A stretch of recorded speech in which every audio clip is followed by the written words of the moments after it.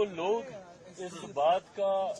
हो हल्ला मचाते हैं कि बिहार को विशेष राज्य का दर्जा नहीं मिला, विशेष राज्य का दर्जा नहीं मिला। ये वही विपक्ष के लोग हैं जिनके पास ये जानकारी का अभाव है कि इन्हीं की सरकार में, यूपीए की सरकार में मनमोहन सिंह जी के दौरान ही नीति आयोग में इस तरीके के प्रावधान किए गए थे जिसके बाद किसी भी राज्य को विशेष राज्य का दर्जा मिलना लगभग नामुमकिन के करीब हो गया था। बहरहाल हम लोग की मांग रही थी कि जब तक विशेष राज्य के दर्जे का दर्जा हम लोग को नहीं मिलता, स्पेशल पैकेजेस हम लोग को दिए जाएं। मैं धन्यवाद करूंगा मेरे प्रधानमंत्री आदरणीय नरेंद्र मोदी जी का, मैं धन्यवाद करूंगा हमारी वित्त मंत्री आदरणीय निर्मला सीतारमण जी का कि उन्होंने बिहार को जिस तरीके से स्पेशल पैकेजेस देकर, और मेरे लिए बिहारी होने के नाते खुशी की बात है, और मेरी पार्टी लोक जनशक्ति पार्टी रामविलास ने हमेशा बिहार फर्स्ट बिहारी फर्स्ट के विजन के साथ आगे बढ़ने का काम किया है। इस बजट में बिहार फर्स्ट बिहारी फर्स्ट को भी धरातल पर उतारने के प्रावधान दिए गए हैं। जहां एक तरफ इंफ्रास्ट्रक्चर इसमें मजबूती देने का काम किया गया है,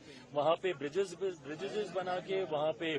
क्या कहते हैं मेडिकल कॉलेजेस की बात हो, वहां पे एयरपोर्ट्स की बात हो, तो जहां एक तरफ बिहार के इंफ्रास्ट्रक्चर को मजबूत किया गया है, वहीं वहां की अर्थव्यवस्था को मजबूत देने के लिए वहां पे अलग अलग राज्यों में गया हो, राजगीर हो, अलग अलग राज्यों में जिस तरीके से टूरिज्म को भी वहां पे बढ़ावा देने के लिए प्रावधान किए गए हैं, जिस तरीके से बाढ़ की एक बहुत बड़ी समस्या जिससे हम लोग हमेशा दशकों से हम लोग परेशान रहे हैं, उसके भी समाधान का जिक्र इस बजट में किया गया है। तो मैं मानता हूं बिहारियों के लिए ये बहुत खुशी की बात है और पूरी बिहार की जनता प्रधानमंत्री जी का धन्यवाद करेगी। बट ओवरऑल भी अगर इस बजट को देखा जाए तो पूरी तरीके से समावेशी बजट है। पिछले 10 सालों में भारत की अर्थव्यवस्था, एक मजबूत अर्थव्यवस्था का लाभ हमारे समाज के हर वर्ग को मिले, युवाओं को मिले, महिलाओं को मिले, किसानों को मिले, मध्य वर्ग के लोगों को मिले, इस बात का ध्यान भी इस बजट में रखा गया है। मैं मानता हूं कि एक बजट ऐसा बजट जो युवाओं से जुड़ी सबसे बड़ी समस्या बेरोजगारी का भी जिक्र करता है।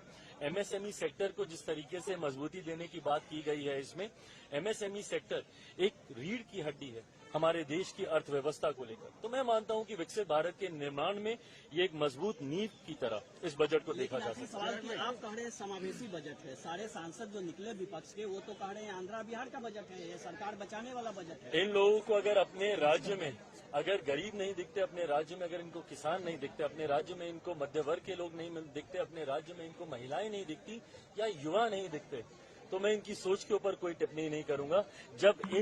इस वर्ग का जिक्र किया गया तो इस वर्ग से आने वाले हर व्यक्ति, भले वो किसी भी राज्य में रहता हो, उसकी सुविधा का जिक्र किया गया। जब आम आदमी की आमदनी को बढ़ाने का बचाव को जो वो बचत करता है उसको बढ़ाने का जिक्र किया, तो ये हर राज्य के व्यक्ति का जिक्र किया गया। पर अगर इसमें उनको उनके राज्य का जिक्र नहीं दिखता तो ये उनकी सोच हो सकती है।